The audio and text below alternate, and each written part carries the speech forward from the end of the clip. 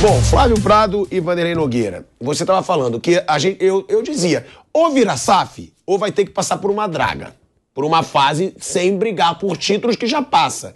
Agora, minha questão é a seguinte, será que no caso do São Paulo, por exemplo, não seria obrigação uma SAF? Por que eu digo isso? Porque já são 10 anos de jejum. Será que o torcedor são paulino aceitaria mais 7, como a gente falou do Flamengo? 17 anos sem uma Copa do Brasil, sem um Brasileiro, sem uma Libertadores, porque isso vai acontecer. Se o São Paulo resolver cortar, cortei, não vou mais, não vamos gastar o que a gente não pode, a gente sabe que o torcedor vai ficar puto. Vem cá, a gente vai pro Brasileiro sem nenhum grande reforço. E aí, o São Paulo aguenta essa pressão ou não? Ou realmente vai ter que virar SAF, porque não pode ficar 17, 18 anos sem um título, o time que é tricampeão mundial? Primeira coisa que você precisa fazer para você começar a se curar é reconhecer que você está doente. Você chega no São Paulo, o São Paulo ainda se acha soberano. Não adianta. Os caras dizendo, não, nós somos tricampeões do mundo com o pessoal que está aqui e tal, e realmente muitos deles estavam lá. 2005, a última vez, o São Paulo ganhou alguma coisa. 2008 foi campeão brasileiro e aí acabou. Aí, tricampeão, né? Sim, mas aí acabou, aí morreu. Estamos falando 2008. Aí eles continuam... Ganhou uma Sul-Americana, pra ser justo. Isso aí. Mas foi aquela meia Sul-Americana. Foi metade, que o time lá foi embora. Depois de 2008 ganhou uma Sul-Americana e um paulista. Então, e metade uma Sul-Americana e um paulista. Aí, os caras continuam achando que eles podem fazer do jeito que eles fizeram quando foram campeões de 2005 até 2008, quando era outro mundo, outro futebol, outro sistema. O São Paulo, ele é um partido político, o São Paulo são vários partidos políticos que ficam brigando entre eles. Para você governar, você tem que fazer acordo com todo mundo. A ideia de vamos abrir mão disso tudo que nos dá vantagens, e não estou falando de vantagem financeira não, mas dá ego, o cara tem uma carteirinha, poder. O cara é conselheiro, poder, aquela coisa toda. Nem que seja eu sou o dono da piscina do São Paulo. Para entrar na piscina do São Paulo tem que mostrar se tem frieira para mim. O cara já se sente poderoso, né? Enquanto eles não chegarem só, nós não vamos conseguir administrar. Nós vamos ter que terceirizar isso para fazer coisa legal. E você pode terceirizar por SAF, você pode terceirizar trazendo uma grande empresa para fazer o comando disso, seja lá o que for. Mas não.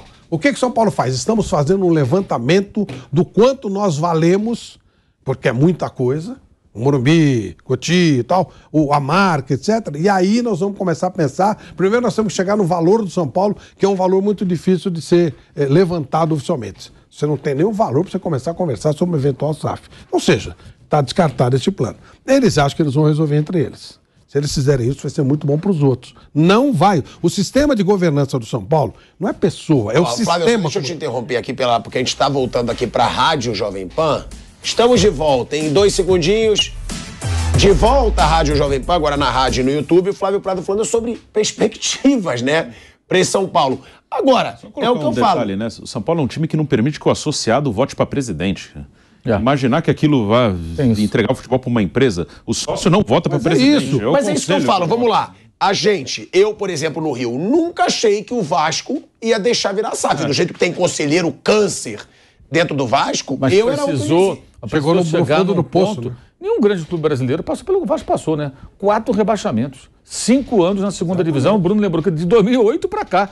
2008 para cá. Mas você achava que aqueles conselheiros iam deixar? Ou seja, em 14 anos o Vasco teve 4 rebaixamentos e jogou 5 anos na segunda divisão. O Vasco ficou mais tempo na segunda ou brigando para não cair ou caindo do que fazendo qualquer outra coisa diferente disso. Então chegou assim, no fundo do poço, cavucou mais um pouco, né? O fundo do poço foi pouco pro Vasco. Aí chega numa hora que não dá mais, né? Aí acabou virando SAF. Porque sempre são esses conselheiros. O São Paulo cresce artificialmente. O que ele faz? Ele traz um cara qualquer, ganha um gás, só que faz uma despesa que ele não pode pagar. Corinthians é igual.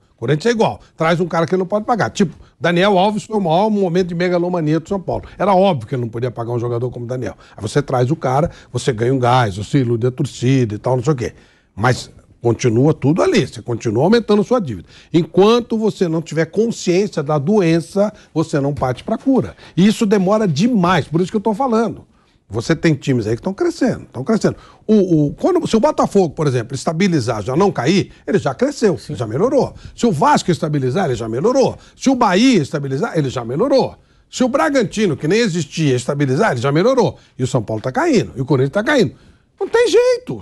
Do jeito que está, não vai sair. Se o Vasco não cair mais, se o Botafogo não cair mais, se o Bragantino não cair, se o Bahia não cair, se o Fortaleza não cair, alguém vai cair. Exatamente. O sistema de governança não é a pessoa. Por exemplo, eu sou amigo do Júlio Casares há 300 anos. É um cara que eu gosto muito. É um cara que tem boa vontade, adora o São Paulo, tudo bem. Só que ele está preso num sistema de governança que não tem muito o que fazer, velho. Você tem que fazer acordo aqui, ali, acolá, para você governar. Olha que loucura.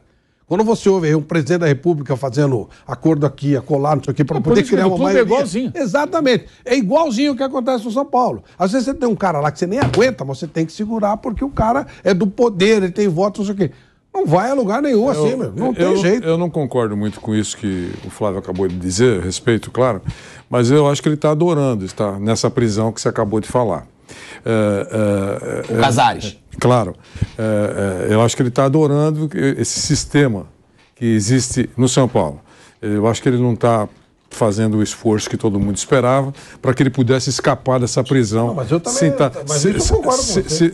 Citado pelo Flávio. Essa é a minha observação. Você acha que é cômodo para ele? Não, eu também concordo com isso. Eu só estou dizendo o que existe. Acho que é cômodo e acho que tudo leva a crer que isso não mudará nos próximos anos com relação à gestão do São Paulo. Isso vai continuar. Pode mudar o nome, ele já vai ser candidato à reeleição, deve continuar como presidente e depois, no futuro, a gente não sabe se teremos outra alteração estatutária ou não.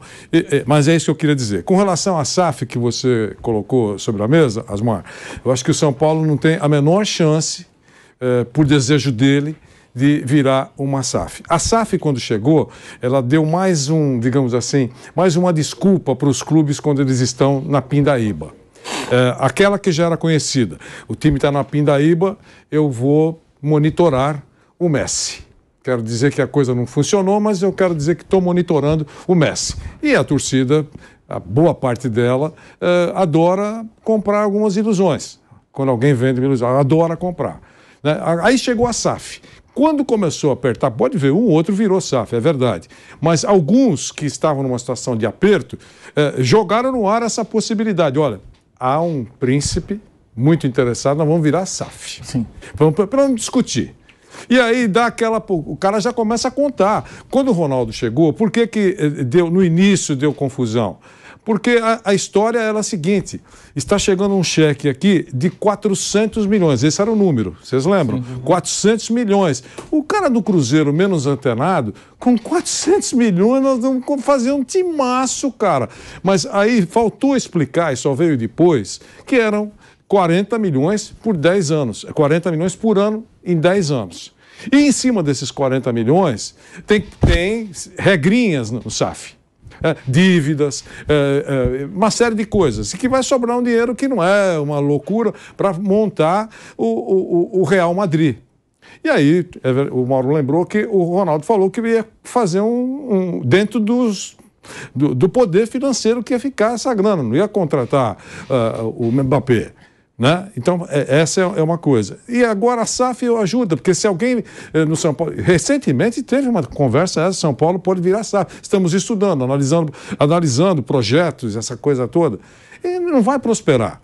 Precisa da aceitação do Conselho Deliberativo, Assembleia Geral, uma série de outras coisas, obstáculos que impedem lá no São Paulo de chegar a alguma coisa séria com relação à SAF. Então, isso esquece. Não vai acontecer, não acredito. Para mim será surpreendente. Olha, a coisa prosperou. Não vai acontecer. E no Corinthians, a mesma coisa. Já teve discurso dos dirigentes do Corinthians que o Corinthians não é para SAF. Corinthians tem força para caminhar com as próprias pernas.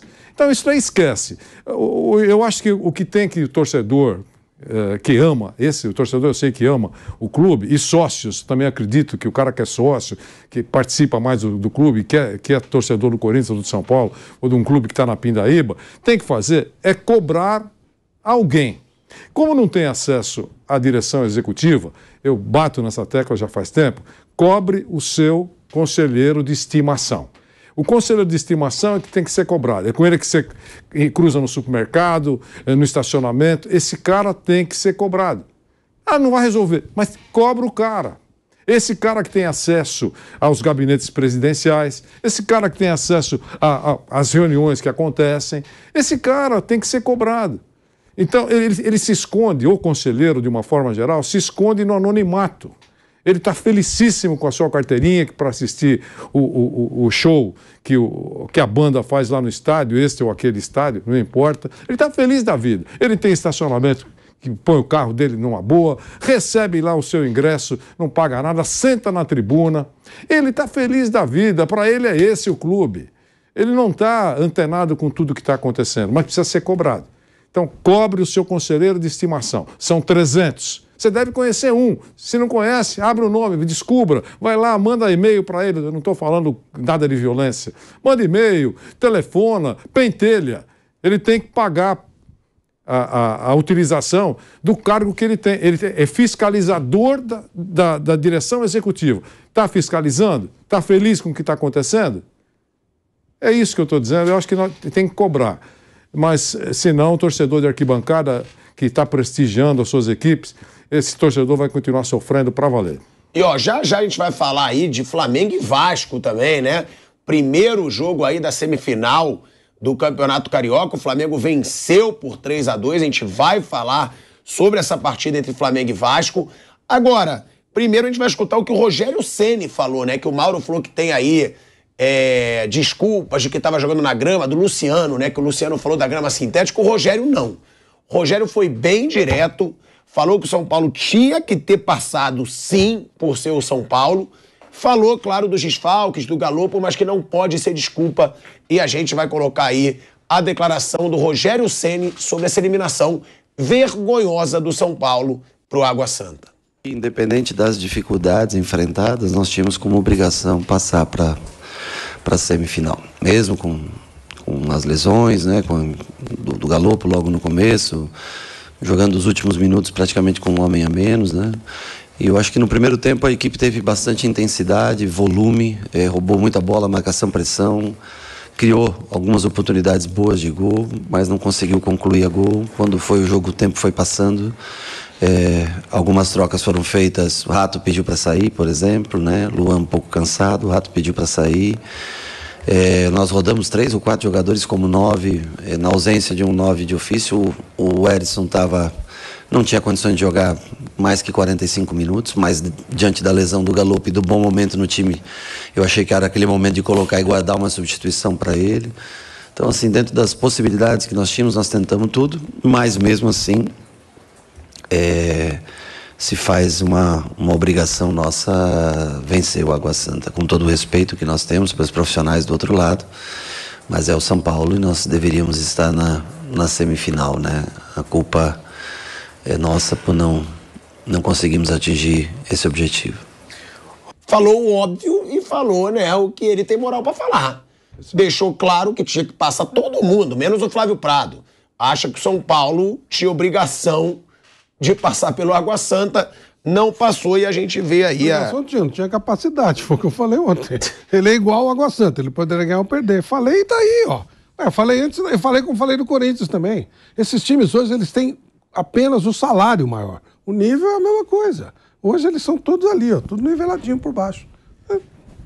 E agora vai ficar sem o Galopo aí por um tempo que provavelmente deve ser grande. O Bruno falou que ele disse na coletiva que deve ser uma lesão de cruzado, ou seja, ligamento do joelho. Então, Galopo pode ficar um bom tempo fora aí do time do São Paulo. O que seria mais um drama para o Rogério Ceni.